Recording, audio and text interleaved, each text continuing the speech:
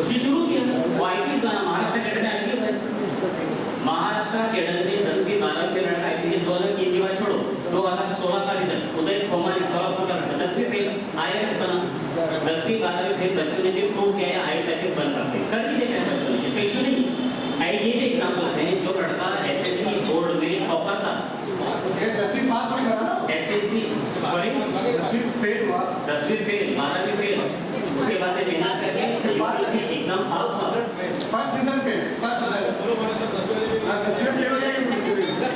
हाँ, तो ये समझने की बात है कि 10वीं फेल 12वीं फेल कैंडिडेट ऐसे हैं बहुत सारे जिन्होंने यूपीएससी एग्जाम में जो है सक्सेस हासिल किया है, ऐसा बहुत सारे भाई। एक दूसरा एग्जाम्पल भी सुनो, जो लड़के 10वीं के 12वीं बोर्ड के मेरे लिस्ट में, आपको ग्रेड शायद नहीं मेरे लिस्ट में नाम लेके मतलब होना चाहिए, उर्दू मीडियम का बच्चा है, 10वीं बोर्ड से महाराष्ट्र में टॉपर था, चारों आइटम प्रीलिम फेल है, क्या लॉजिक है इसका? नहीं, जैसे एक आम बच्चा लॉ करता है, एक आम बच्चा एमबीबीएस करता है, एक आम बच्चा बीई करता है, देखो ऐसे ही जिसको करना है ना, खाली पक्का इरादा करे जैसा सर ने कहा, और 3 साल 4 साल मुकम्मल उसके लिए दिए और फुल प्लेट अच्छे से मेहनत करे तो सक्सेस की गारंटी 100% इसके पास होती है। इससे पर हम लोग आगे बात करते हैं। हमने अलग अलग आईएएस ऑफिसर से मुलाकात की है।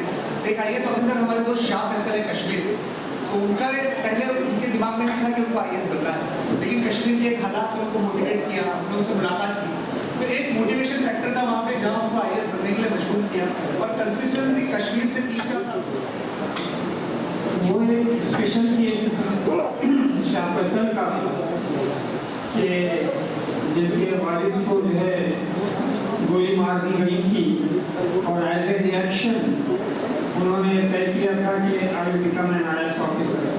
लेकिन हमेशा ऐसा नहीं होता और ऐसा जरूरी भी नहीं है। यह है कि जो मेहनत करता है उसको फल मिलता है। अब यहाँ पर एक बात जो पहले आई थी वो उसकी बाबत भी मैं आपको बता दूँ कि एजुकेशन जो आप हासिल करते हैं it is never a waste, कहीं ना कहीं वो जरूर काम आएगा। तो you start where you are. अब ये है कि जैसे अभी 8वीं का बच्चा है तो क्या पढ़े, कोई 12वीं का है तो क्या पढ़े, उसके लिए आपको कंसल्ट करना पड़ेगा। ये कंसल्टिंग बैठे हैं आपके पास, इनके पास आइए और पूछिए कि भाई हमको क्या पढ़ना चाहिए, क्योंकि जो 8वीं के बच्चे को हम बताएंगे वो अलग रहेगा, जो 12वीं के बच्चे को बताएंगे हम अलग रहेगा। मिसाल के तौर पर फारूक सर ने अभी आपको बताया कि भाई there is a vast difference between general knowledge and general studies. तो ये जो 8वीं का बच्चा है वो जनरल स्टडीज नहीं पढ़ेगा, जनरल नॉलेज पढ़ेगा। ये हैंडी बुक ये यहाँ पर तो ऐसा है कि दूर दूर तक जाना पड़ता है, स्कूलों को जाना पड़ता है या ट्यूशन के लिए जाते हैं बच्चे। तो हाथ में अगर एक हैंडी बुक हो कि अगर खो भी जाए तो कोई प्रॉब्लम नहीं है, दूसरी खरीदी जा सकती है, तो ऐसे बच्चों के हाथ में वो किताबें रहेंगी। जाहिर है कि जनरल नॉलेज की बुक उसके हाथ में नहीं रहेगी जो ग्रेजुएशन कर चुका है, उसके हाथ में जनरल स्टडीज की बुक ही रहेगी, क्योंकि that is the relevant book. तो जहाँ जिस लेवल पर आप हैं वहीं से तैयारी शुरू करें।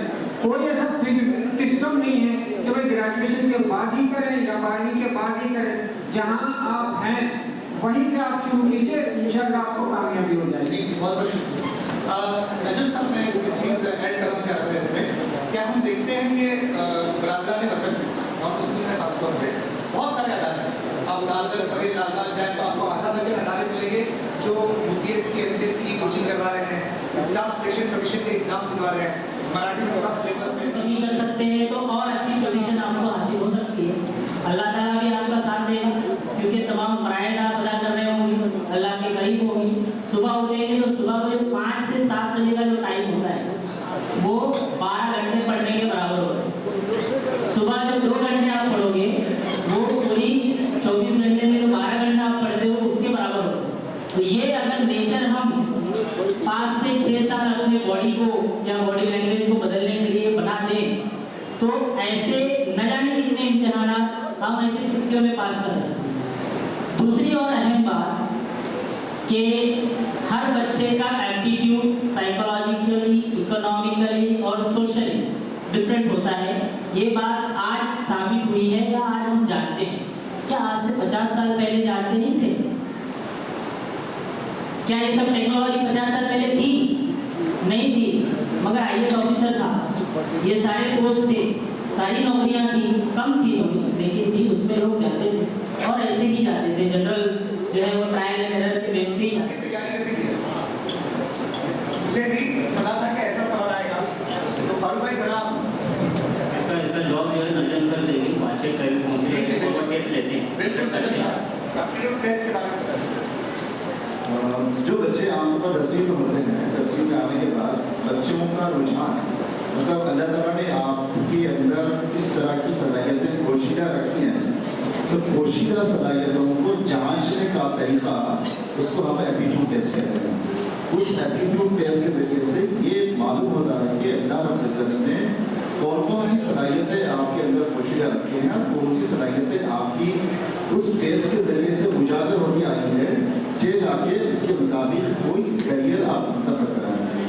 मसलन आपके अंदर अगर आपको इंजीनियर बनना है और एप्टीट्यूड टेस्ट ये बता रहा है कि आपका 3 डायमेंशन ओके नहीं है, आपका मैथमेटिकल एप्टीट्यूड सही नहीं है, आपका मैथमेटिकल रीजनिंग कमज़ोर है, तो ऐसे बच्चे कभी भी इंजीनियरिंग मुकम्मल नहीं कर सकते। और अगर वो निर्णय पढ़ते इंजीनियरिंग कर भी लें तो अपने करियर में कभी कामयाब इंजीनियर तौर पर नहीं आ सकते। एप्टीट्यूड का मतलब ये होता है कि आपके अंदर जो सलाहियतें पोशीदा अल्लाह ताला ने रखी हैं, उसको जांच के जरिए से उजागर करें, उसके मुताबिक आप किसी करियर को मुंतखब करें। इसके लिए कोई कोर्स करने की और किताब पढ़ने की आमतौर पर जरूरत नहीं होती है, कोई स्टडी करके ये टेस्ट नहीं किया जाता है, बल्कि उसके 3 सतह पर अलग अलग काम होते हैं। एक है गवर्नमेंट ऑफ महाराष्ट्र का इंस्टीट्यूट है, institute of professional guidance and selection Mumbai. यहाँ का 1 साल का ट्रेनिंग कोर्स मुकम्मल करके जो असातिज़ा आते हैं वो एप्टीट्यूड टेस्ट कंडक्ट करते हैं। भिवंडी में आपके शहर में मेरे ख्याल से 2 लोग हैं, एक सलाहुद्दीन स्कूल में इम्तियाज अयाज साहब और दूसरे हमारे मजीद साहब हैं। ये दोनों ने इन सर्विस 1 साल का post graduate diploma in professional guidance and counselling किया है। ये लोग एप्टीट्यूड टेस्ट करते हैं, भिवंडी के बच्चे उनसे जरूर बात करें, आप क्यों देते हैं। दूसरे वो लोग हैं, जहाँ तक एप्टीट्यूड टेस्ट की बात है तो महापालिका मार्ग बॉम्बे म्यूनसिपल कॉर्पोरेशन की जो ऑफिस है मेट्रो थिएटर के सामने, वहाँ पर इसका सेंटर है। 10वीं या 12वीं के जो बच्चे हैं अगर वो अपना एप्टीट्यूड टेस्ट करवाना चाहते हैं, फ्री ऑफ चार्ज वहाँ पर इम्तिहान से कब आप रजिस्ट्रेशन कर लीजिए और वक्त दिया जाता है, आप वहाँ जा सकते हैं और आप अपना टेस्ट करवा सकते हैं। आपको वो बताते हैं क्या आपका IQ लेवल क्या है और आप किस फील्ड के लिए एप्लीकेबल है। ये इम्तिहान के फौरन बाद एक बहुत ही अजीब सवाल आया है कि आप बोलते हैं कि बच्चों को नेशनल लेवल पे तैयार किया UPSC के लिए, तो नेशनल का बढ़ता जाता है, हमको जॉब नहीं देता कोई, मुस्लिम होने की बिना पर हमसे सहूलतें छीन ली जाती है। हाशमी साहब को बहुत लंबा तजुर्बा है, करीबन 40 साल का, गवर्नमेंट में काम कर देगा। क्या बात है ऐसा है कि मुसलमानों के साथ हायर लेवल पे तासुब बढ़ता जाता है और उनको जॉब नहीं दिया जा सकता? मैं डायरेक्ट सिलेक्शन पर आता हूँ, इसलिए कि वो उनका सवाल मुख्तसर है लेकिन जवाब बहुत लंबा है। मिसाल के तौर पर ये जो हम IAS की बात कर रहे हैं यहाँ पर, इसमें 3 एग्जामिनेशन होते हैं, एक प्रीलिम एग्जामिनेशन होता है, एक मेंस होता है और एक इंटरव्यू होता है। तो ये जो प्रीलिम एग्जामिनेशन होता है उसमें 10 लाख एप्लीकेंट होते हैं और ये इसका जो रिजल्ट तैयार किया जाता है वो कोई आदमी नहीं करता है, कोई प्रोफेसर नहीं करते हैं, बल्कि कंप्यूटर करता है। तो इसमें ये कहना कि साहब तरफदारी की गई है, ये तो बेमानी सी बात है। तो पहले आप ये प्रीलिम तो पास हो जाइए जहाँ पर किसी बुजुर्ग का कोई इंटरवेंशन नहीं होता। इसी में हमारे बच्चे नहीं आते, जब इसमें नहीं आएंगे तो मेंस में कैसे आएंगे। ये जो प्रीलिम है वो फर्स्ट स्टेज है कि आप जो प्रीलिम मेंस में जा सकते हैं, उसके बाद इंटरव्यू में जा सकते हैं। तो मेरी आप सबसे गुजारिश ये है कि भाई जब ये सारे के सारे पेपर्स इसमें कंप्यूटर में चेक किए जाते हैं तो उसमें किसी किस्म की कोई जानकारी नहीं होती है और इसीलिए आप बिल्कुल बिना तकल्लुफ़ अपने जहन से निकाल दें के साथ कोई किसी का फेवर करता है, कोई फेवर नहीं करता है। और उसके बाद का जो स्टेज है वो इंशाल्लाह फिर कभी आपको समझाएंगे। इसमें आप देखिए एक थोड़ी सी मैं बदलाव करना चाहता हूँ। ये जी कि तासुब बनता जाता है, ठीक है। हम मेहनत कीजिए और अपना टारगेट सामने रखिए और टारगेट रखने के साथ अगर हम इस तरह की मंफी अंदाज में अगर सोचोगे तो ज़रूर हम प्रॉब्लम क्लियर करेंगे और अगर मुस्बत अंदाज में सोचोगे तो हम ज़रूर हमेशा ज़्यादा हम ये बोल रहे हैं कि तासुब बिल्कुल नहीं है। आप अगर आगे बढ़ेंगे तो आप सिर्फ तासुब करके आपको पीछे नहीं ढकलने वाला। ये हम मफरूजा लेकर चल रहे हैं। मैं आप जैसे बोल रहे हैं तासुब है लेकिन हम उसका जवाब दें, हमको ऐसा नहीं लगता। एजुकेशन के अंदर हम इसका जवाब दे सकते हैं। मैंने आपसे यही कहा कि इस हकीकत से हम इनकार नहीं कर सकते जो यहाँ सवाल आया है, ये अपनी एक दुरुस्त है, असलम साहब कुछ होता है, लेकिन मैं यहाँ इसका जवाब ये दे रहा हूँ कि इसका जवाब हम अपनी तालीम के जरिए दे सकते हैं। आप अपना टारगेट सामने रखिए और पॉजिटिव अंदाज में सोचिए तो आपको इसका जरूर रिजल्ट मिलेगा और आप IAS ऑफिसर IPS ऑफिसर बन सकते हैं। सर हम पहले खुद अपने आप को तय करें, उसके बाद आगे हम बात कर सकते हैं। एक सवाल इसमें बहुत रिलेटेड आया है और मुझे बिल्कुल लगी होगा। उसमें वो बच्चा दिख रहा है, बच्ची दिख रही है कि हम इम्तिहान देते हैं, ग्रेड पास होते हैं बच्चे। हम लोगों ने इंटरव्यू सुना है कि IAS ऑफिसर्स को कहते हैं कि इंटरव्यू जो होता है ना उसमें हम फील करते हैं कि दैट इज समथिंग रॉन्ग, तो इंटरव्यू में कुछ लोग रह जाते हैं और उसमें बच्चे ने दिखा कि हिंदुओं को और दिगर मज़ाहिब के लोगों को हम पर बर्तरी दी जाती है। और मुझे ऐसा मुझे मेरे करियर में कभी नहीं लगा। अगर हमारे बच्चे ऐसा सोच रहे हैं तो ये बहुत डेडली है, बहुत मेरे दिल को खर्चा है। क्या वाकई ऐसा है? क्या वाकई ऐसा है? सुप्रीम कोर्ट का एक डिसीजन है जिसमें कहा गया है कि जो पर्सनल इंटरव्यू में मार्क्स होते हैं वो 12.5% से ज़्यादा नहीं हो सकते। तो हमको क्या करना है, सिर्फ 12.5% ज़्यादा मेहनत करनी है और आपके लिए पोस्ट मौजूद है।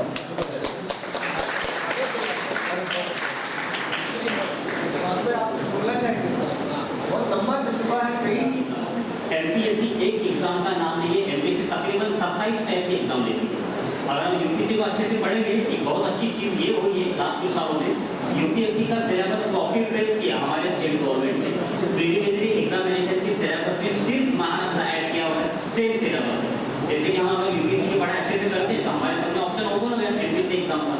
उसके बाद MPSC एग्जाम के अंदर राष्ट्रीय सेवा परीक्षा, PSI, STI, असिस्टेंट, डिप्टी लेकर क्लर्क टाइपिस्ट एग्जाम में बहुत सारे एग्जाम्स हैं। तो टारगेट तो जरूर IAS का रखें, लेकिन हम सारे एग्जाम दें और कहीं के सिलेक्शन जरूर हो जाए। दोस्त सवाल है कि क्या पूरा उर्दू मीडियम का बच्चा जो उर्दू में 10th किया, उर्दू में 12th किया, उर्दू में BA MA उर्दू किया, क्या वो MPSC का एग्जाम उर्दू सब्जेक्ट लेके दे सकता है? MPSC एग्जामिनेशन में बेसिकली कोई ऑप्शनल सब्जेक्ट का चॉइस नहीं है। और तो मैं कन्नड़ में पढ़ा हूँ या उर्दू में पढ़ा हूँ, तो हमारे लिए कोई सब्जेक्ट का चॉइस MPSC एग्जाम में नहीं है। आप प्लीज समझ लें, MPSC के एग्जाम का पैटर्न भी 3 है, prelims, mains, interview. MPSC examination, preliminary examination completely objective type है।